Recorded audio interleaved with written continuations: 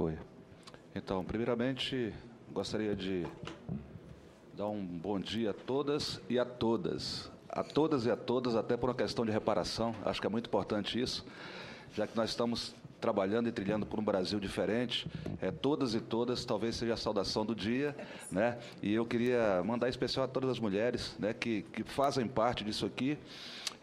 Quando eu falo isso aqui, já começando a dizer que o Brasil são vários Brasis, né? O Brasil são vários Brasis e quando se percebe essa radiografia, né, ela já não surte mais efeito, porque a radiografia ela é um instrumento que ela percebe ainda muito de longe. Nós precisamos de uma tomografia computadorizada, né? Ou então de um PET scan, né? Talvez a engenharia humana, né? Que ela possa ser mais engendrada, que ela possa ser mais capilarizada para perceber realmente o que acontece no Brasil. Eu pertenço ao movimento hip hop, né? Eu era um negro em movimento que descobria que era uma célula importante, que depois passei a ser membro de um movimento negro. E eu já consigo, depois de muito tempo, a gente consegue perceber que o movimento hip hop, né, embora ele seja um movimento negro, só depois que nós conseguimos encontrar o movimento negro. Nós vivemos durante a ditadura brasileira, nesses anos em que tivemos o soul, o funk, a música negra brasileira pulsando nas periferias, mas nós não tínhamos a percepção de tudo que acontecia nesse Brasil da forma que nós temos hoje. Então, o que eu quero dizer com isso é que realmente o Brasil mudou, mas mudou de que forma? Né? Quando nós discutimos de um crescimento, né, das políticas públicas no Brasil, será que os espaços que nós estamos conquistando nessa disputa são espaços conquistados ou são espaços que realmente são colocados para que nós pensemos que nós estamos ocupando espaços nossos, mas que os espaços simplesmente não são concedidos? Estou colocando, por exemplo, o negro na televisão, né? Nós colocamos o negro na televisão, mas os negros, a maioria de negros e negras que vão na televisão, eles vão dizer que o Brasil é o país, né, que realmente pode sanar esses problemas com desenvolvimento, né? Com estudo, com escola. Mas eles não falam na 10639, eles não falam que os meios de comunicação, né, eles são preconceituosos, racistas e nos colocam simplesmente com cota, né, uma cota, né, e quando negros e negras preenchem esses espaços, são aqueles negros e negras que mais parecem, né, com a silhueta branca, o nariz não é tão achatado, né, a boca não é tão volumosa, e nesse momento eu convoco assim, todo o nosso movimento, todas aquelas pessoas que são pensadores, para que nós percebamos que o opressor mudou a forma de atuar, né? Discursos progressistas, mas são reacionários de plantão. E aí está o grande, sabe, eu acho que é o nosso grande divã hoje, né, dessa caminhada, dessa afrodiáspora que passa pela política pública hoje. Né? Quando eu digo que o Brasil são vários Brasis, é porque a distância que separa, né, a abolição da escravatura de Águas Lindas hoje é muito menor do que a que afasta essa distância do plano piloto. Né? Hoje nós temos aqui, por exemplo, o Lago Sul, em que, no espaço que vai de 6 quilômetros até a estrutural, nós temos um DH com diferença de quase 90%. Tá? E Brasília foi criada uma cidade, né? Brasília, a capital do país, ela foi criada uma cidade para não ter tensão social. Né? Então, a distância que separa, né, a Ceilândia do Recanto das Emas faz com que quem sofra no Recanto, com quem sofre em Planaltina, não sejam ouvidos entre si, os seus pares não são ouvidos. Então, não é por acaso que as cidades são satélites distantes. Não é por acaso, né, que o racismo no Brasil é algo que todos sabem, que todos percebem, mas as pessoas não têm a sensibilidade de dizer que é racista. Então, nós sofremos, o Brasil sofre de guetofobia, sabe? Talvez a pior das doenças geradas pelo racismo. Em cada esquina tem um monstro, em cada beco tem um monstro, né? Sabe? E surgem as indústrias, né? Hoje nós temos uma indústria, por exemplo, da segurança pública, da grade, do cadeado, que é exatamente, né, sustentada pela contradição do seu discurso, né? Ela que mata, porque as cercas elétricas matam, e quando eu falo, elas não matam eletrocutados, eu estou falando das cercas elétricas dos presídios. Porque tem um tripé, né, que sustenta tudo isso, que é exatamente o quê? A maioridade penal, a discussão da maioridade penal, o desarmamento no Brasil e o sistema carcerário no Brasil. Através desse tripé, eles sustentam tudo que está aí montado. Toda essa engenharia louca de matar e de moer gente. Mas nós temos que colocar, professor, nessas estatísticas também, essa morte viva nossa, que coloca muitas vezes entre nós, né, a lógica da vitimização. Preste atenção. Se você pegar e chegar em qualquer favela do Brasil hoje, né, as pessoas acreditam, em grande parte delas, que quanto mais cadeia, menos violência na rua. Quanto mais polícia na rua, menos violência na quebrada. Mas quando você caminha pelas quebradas, você percebe que, se tivesse oportunidade, os meninos são tão criativos. O que se espera de um Brasil que mata no momento em que você pode mais produzir para esse Brasil aos 15, aos 17, aos 18, são essas mãos que estão arrebentando. E nos obrigam a amar fulguras ao Brasil, florão da América, professoras. É muito difícil, muito contraditório isso para nós que vivemos no dia a dia da periferia, sabe? Nossos hinos são outros, né? Nós vemos, por exemplo, o hip-hop, quando começa no Brasil, a criminalização do hip-hop. Não, essa música não serve, olha o palavrão, mas a escola não educa. E a educação que eles querem colocar para a gente é dizer que Duque de Caxias é o patrono do Exército Brasileiro. E aí? Como? Só se a gente pegar e não caminhar pelas quebradas para descobrir que a Anhanguera não foi tudo isso. Mas em toda capital brasileira, a principal avenida é Duque de Caxias. A qual senhor tu serves? É a pergunta que nós queremos fazer aqui. As pessoas falam que o rap escreve letras gigantescas, mas é porque nós nunca tivemos oportunidade de falar nesse Brasil. Gog. Nunca Me permite interromper, claro, você? Professora. Sabemos que você tem um horário aqui, que você tem um programa, né? Certo. Mas, olha, eu estou sendo solicitada aqui com muita alegria. Eu imaginei que você já fosse fazer isso, que você cante para nós, aproveitar seu tempo, você fazer alguma apresentação. Professora. É possível? É possível? É possível. Hoje sem é possível, prejudicar a sua fala, sem prejudicar seu raciocínio, dentro do tempo que você tem. As palavras da mesa me concederam assim, essa oportunidade, porque muitas vezes nós não temos a oportunidade de falar, até porque, por exemplo, eu sou considerado assim, um poeta do rap nacional, mas na realidade a música, essa estratégia da música é simplesmente uma armadilha para trazer para essa discussão importante aqui. O Brasil precisa muito mais, professor, e eu queria dizer para você que o Juventude Viva, ele nasce Juventude Negra Viva, ele nasceu Juventude Negra Viva, mas o racismo institucional, a disputa política, já tirou e colocou uma juventude viva, né, que parece os caras pintados, fica parecendo cara pintada para mim. Aquele discurso, sabe? Porque as balas para nós não são de borracha. As balas são de verdade. As balas machucam, certo? Elas não simplesmente machucam. Elas machucam não só o nosso corpo, mas o corpo de toda uma história, de toda uma mãe, de toda uma caminhada, certo? E há quanto tempo? Quando o Racionais cantou, uma semana depois chegou o crack, eram anos 90, início dos anos 90, mas a política pública não ouviu. Exatamente porque acontece o que o professor Jacob falou, né? Que famílias atingiam. Eu pergunto para os meninos, será que existe um bom policial? Né? E eles sempre apontam, meu primo é um bom policial. Mas nós temos que entender que existe ser humano, instituição polícia, que sai um policial. Né? Então, nós não podemos pensar no nosso irmão, no nosso primo, no negro ou na negra que está entrando na instituição. A polícia foi criada para proteger a propriedade, professora. A polícia ela não foi concebida, né? As brigadas militares, quando nascem, ela nasceu para proteger o ouro do rei. Certo? Ele não colocou para trazer o nosso diálogo. Quando dizem que o gigante acordou, estão mentindo de novo, porque o gigante acorda cedo todo dia, 5 horas da manhã, para caminhar por esse Brasil, de ponta a ponta, e fazer esse Brasil. Agora, nós temos um Brasil que discute políticas públicas em que as armas são contabilizadas no PIB, mas as pessoas que morrem vitimizadas por essas armas não são contabilizadas, porque elas poderiam produzir também para esse Brasil.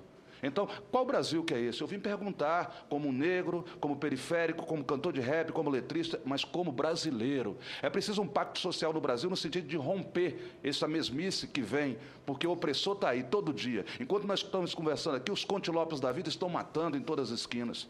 Certo? Enquanto nós estamos aqui discutindo simplesmente a palavra, enquanto a verba não chega, porque o decreto, a lei, a 8666 não produz a sua eficácia no dia a dia, os meninos estão se acabando. E se acabando entre si, né? Mas o rap está lá. O rap está lá, a música negra está lá. E é por isso que existe também a criminalização do funk hoje, né? Porque as pessoas falam do funk, mas o funk tem palavrão, mas todo mundo gosta do que o funk coloca, não é? Mas a hipocrisia do Brasil impera e todo mundo só quer o quê? entre quatro paredes, ou então nas suas festas reservadas. O que eu quero dizer é que o funk, o rap, a literatura negra, a literatura divergente e divergente, certo? Tem criado uma nova forma de se trabalhar o Brasil, no Brasil de verdade que a gente vive, sabe? Não é o Brasil do faz de conta. As periferias brasileiras jamais serão as mesmas. Nós continuamos na luta contra a vitimização, mas nós sabemos hoje o caminho das pedras, nós sabemos hoje por que acontece. Antigamente nós pensávamos simplesmente, por que aconteceu, por que com a gente? E todo mundo culpava, desde a santa ao prefeito, mas não é. Não é isso. Existe um plano bem bolado. Existe uma máquina de matar, de moer gente. Nós não somos excluídos, nós estamos mal incluídos. Né? Porque essa máquina chamada capitalismo, que falam que é capitalismo também, ela não exclui ninguém. Ela não exclui ninguém. Agora ele inclui da forma que ele quer. E é chegada a hora de nós brasileiros e brasileiras percebermos que não vai dar, porque a gente vai se encontrar no sinal, entendeu? Se não vai vir por bem, vai vir por mal. Vai vir por mal. Sabe? É quando nós percebemos aqui, ó, e o mapa está aí para mostrar para vocês, é que não tem política pública, certo, que possa romper logo com o racismo e o preconceito que acontece, porque desde eu tenho uma professora que ela fala, Gog, quando eu era empregada doméstica, falaram, estuda que vai acabar. E hoje ela é pós-graduada, né? Doutora, e não acabou. Nunca acabou. Ela fala, Gog, à medida que nós vamos andando, quando nós falamos de ações afirmativas no Brasil, quando você fala em pós-graduação e doutorado, aí some. Sabe, esses 2% que vocês falam que chega à universidade, ele vai para 0,0000001%. E ninguém discute isso. E esse Brasil do faz de conta fica imperando. E lá na rua a guerra está, mas a guerra está, sabe, esses números aí são pessoas, são famílias, são irmãos e irmãs, são crianças, são bebês. Porque, professoras, 15 anos, o menino que está hoje sendo vitimizado, há 6 anos atrás ele era uma criança de 9 anos. Nós temos o Estatuto da Criança e do Adolescente, que toda hora atacam, mas que não é aplicado na sua voracidade, na sua verdade, na sua vontade de ser feito. É impedido. Certo? Mas aí depois você pega vários deputados e até senadores patrocinados pela gangue, né, por essa gangue que vende arma do Brasil, porque a arma, a gente descobriu isso, é o microfone, a mente, a possibilidade de falar, é a possibilidade de você chegar e colocar-se e discutir, mas eles não, sabe? Porque os filhos deles não são vítimas. Eles moram aonde? Sabe? Eles falam, e vocês podem perceber, eles falam, e depois pegam, gente, estou indo para outro lugar porque tem uma discussão. Nunca fica até o final para ouvir a gente, porque nós somos os últimos a falar, né? Muitas vezes as pessoas que têm que aparecer na foto não somos nós. Nós aparecemos nas fotos dos jornais, nós aparecemos nos diários populares da vida.